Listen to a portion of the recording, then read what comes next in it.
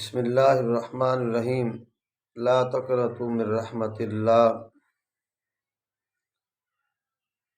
میرے دوستو، اللہ رب العزت نے قرآن مجید کے اندر فرمایا، اللہ کی رحمت سے مایوس اور نا امید نہ ہونا۔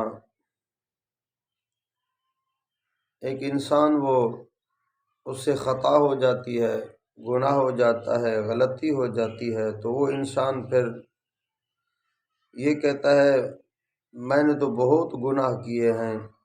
وہ اللہ کی رحمت سے مایوس ہو جاتا ہے، وہ کہتا ہے بس اب میں نماز کیوں پڑھوں، اب میں قرآن پاک کی تلاوت کیوں کروں۔ وہ نیکی کے راستے سے ہٹ جاتا ہے، اس مایوسی میں آ کر وہ نیکی کے راستے سے ہٹ جاتا ہے۔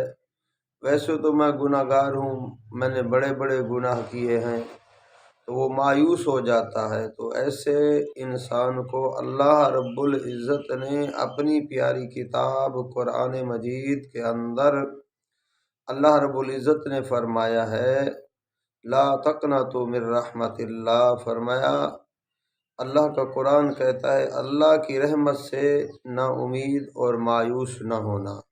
اگر آپ سے گناہ ہو گئے ہیں، غلطی ہو گئی ہے، تو اللہ نے اس کا دوسرا راستہ بھی بیان فرمایا ہے۔ اللہ رب العزت فرماتے ہیں میرے بندے، انسان میں اللہ سے معافی مانگے، اللہ کے دروازے پر آ جائیں تو اللہ انہیں معاف کرنے کے لیے تیار ہیں۔ تو جو آدمی یہ جستجو کرتا ہے، کوشش کرتا ہے اللہ سے معافی مانگنے کے لیے، اللہ کے دروازے پہ روتا ہے، اللہ کے دروازے پہ آتا ہے، تو اللہ اسے معاف فرما دیتے ہیں۔ تو میرے بھائیوں، اگر ہم سے غلطی ہوئی، گناہ ہوا، تو ہم مایوس نہ ہوئیں، بلکہ ہم اللہ کی طرف رجوع کریں، اللہ سے معافی مانگیں، اللہ کے در پر آ جائیں۔ اگر انسان کسی انسان کے پاس بار بار جاتا ہے تو وہ انسان ہی اس کو معاف کر دیتا ہے۔ چلو بھئی، ایک بار، دو بار، تین بار، چار بار یہ پھر میرے پاس آ جاتا ہے، کوئی غلطی ہو جاتی ہے تو انسان کے پاس جانے سے انسان بھی معاف کر دیتا ہے۔ تو اللہ رب العزت تو بڑی رحیم اور کریم ذات ہے۔ اللہ رب العزت کے پاس جب ہم جائیں گے تو اللہ ہمیں معاف فرما دیں گے۔ جو آدمی اللہ سے ڈر جاتا ہے، اللہ کے دروازے پر آ جاتا ہے، جو آدمی صراط مستقیم پر آ جاتا ہے، تو اللہ اسے معاف فرما دیتے ہیں۔ تو میرے بھائیوں، ہمیں اللہ سے ڈرنا چاہیے، اللہ کے اپنے دل کے اندر اللہ کا خوف رکھنا چاہیے۔ ایک واقعہ میں عرض کر دیتا ہوں۔ ایک شخص تھا، وہ بہت بڑا گناہ گار تھا، اس کی زندگی گناہوں کے اندر گزری۔ تو اس شخص کے دل کے اندر خیال آیا اب میرے لیے معاملہ بہت الٹ ہوگا، میں نے تو ساری زندگی گناہ کی ہے، میں نے ساری زندگی خطا کی، ساری زندگی میں رائے راست پر نہیں آیا، گناہ کرتا رہا، فلاں گناہ فلاں گناہ فلاں گناہ، مجھ سے بہت گناہ ہوئے۔ تو وہ آدمی کہنے لگا اب میرے لیے بہت مشکل ہے۔ تو جب اس کی موت اس کے قریب آئی تو وہ اپنی اولاد کو، اپنے عزیز و اقارب کو کہنے لگا، وصیت کی جب میں مر جاؤں، میری روح پرواز ہو جائے تو مجھے آگ میں جلا دینا، آگ میں جلا دینا، اور میری جو راکھ ہے اس کو مختلف جگہوں پر رکھ دینا، کچھ میری راکھ کو ہوا کے اندر اڑا دینا، کچھ کو پانی کے اندر ڈال دینا، کچھ کو جو ہے نا وہ جنگلوں میں ڈال دینا۔ تو وہ آدمی نے یہ وصیت کی، اور اس کی وصیت کے مطابق جب وہ فوت ہوا، جب وہ مرا، تو اس کی وصیت کے مطابق اسے آگ میں جلا دیا گیا اور اس کی راکھ کو مختلف جگہوں پر بکھیر دیا گیا۔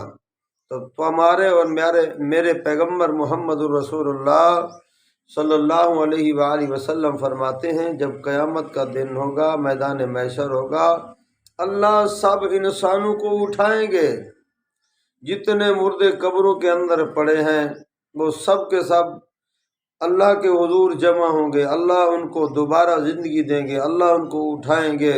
کتنے مردے قبروں کے اندر پڑے ہیں، بڑے بڑے شاہ، بڑے بڑے لوگ، بڑے بڑے دنیا دار، اللہ ان سب کو قبروں سے اٹھائیں گے، چاہے وہ گناہ گار ہوں، چاہے وہ نیک ہوں، چاہے وہ اچھے ہوں، چاہے وہ برے ہوں، چاہے وہ مسلم ہوں، چاہے وہ غیر مسلم ہوں، تو سب کو اللہ رب العزت اپنی قدرت سے اٹھائیں گے۔ اور میرے اللہ کے آگے یہ مشکل نہیں ہے، میرے اللہ کے آگے یہ آسان ہے۔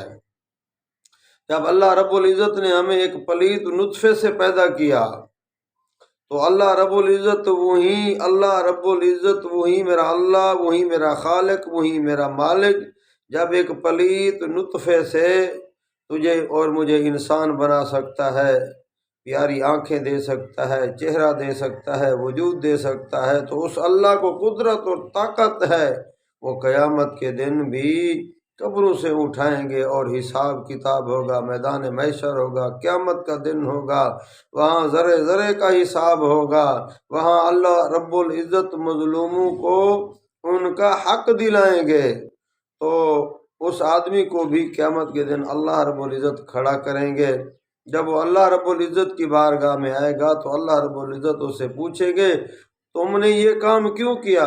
تو وہ کہے گا الہ العالمین، میں گنہگار تھا، آپ کے ڈر کی وجہ سے میں نے یہ کام کیا۔